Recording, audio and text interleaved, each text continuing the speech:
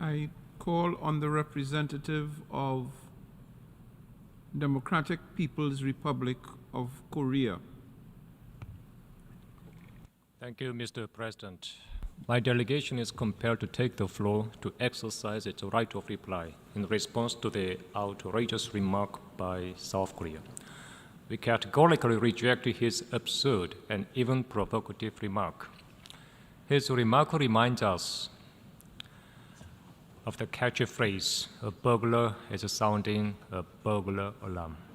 At the present, due to increasingly undisguised hostile policy of the United States and confrontation mania of the ROK ruling force, the situation on the Korean Peninsula is coming closer to the possible outbreak of a thermal nuclear war. In April this year, the United States and ROK codified their choice and actions through the announced Washington Declaration, aimed at enhancing the operability of extended nuclear deterrence against my country.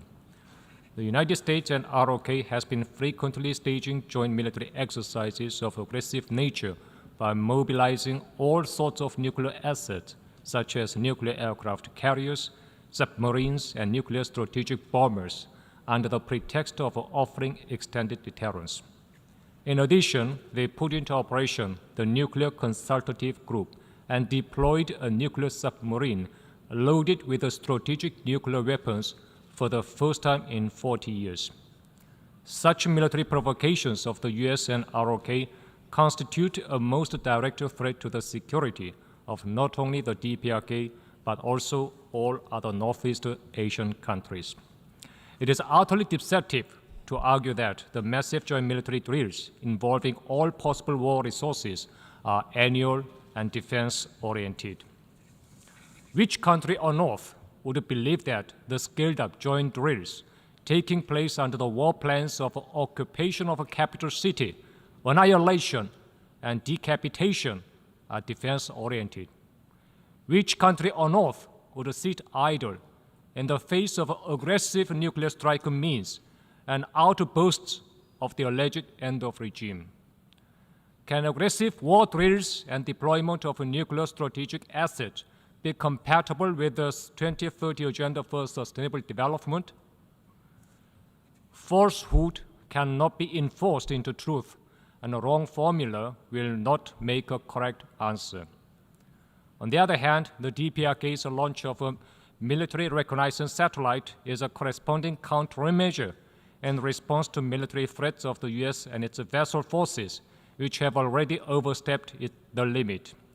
It is also a justified exercise of the right to self-defense to defend the sovereignty and territorial integrity. Peace and security on the Korean Peninsula is not guaranteed by any resolution devised by the political machinery of the United States and its vessel forces, but by powerful self-defense capabilities of the DPRK. The international community should have a microscopic look at the situation on the Korean Peninsula and must categorically oppose and reject destabilizing actions of the United States and its vessel forces. We are closely watching provocative rhetorics and demonstrative military actions of the United States and ROK military hooligans.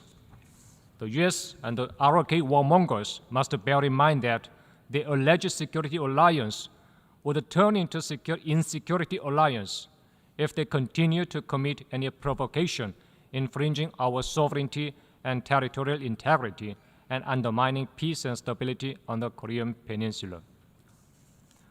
The dogs bark, but the caravan moves on. The DPRK reserves its inherent right to self-defense under the Charter of the United Nations and international law. We will resolutely and decisively respond to any threats to the national security, and we will proceed with what we have to do without interruption until the United States and its vessel forces will admit their wrong choice. On a separate note, Mr. President, Japan's discharge of nuclear contaminated water is a crime against humanity to bring about a nuclear disaster. At the present, neighboring countries and the international community are watching with stern eyes Japan's nefarious act and ill-minded behavior of the supporting forces. It clearly shows the double face of Japan, which cries wolf over the alleged nuclear threat of neighboring countries and blowing trumpet about a nuclear-free world. If it is the nuclear-treated water, why doesn't Japan use it for industrial and agricultural purposes? Japan must stop once and for all the dangerous discharge of nuclear-contaminated water, which seriously jeopardizes the security and safety of the humanity. I thank you, Mr. President.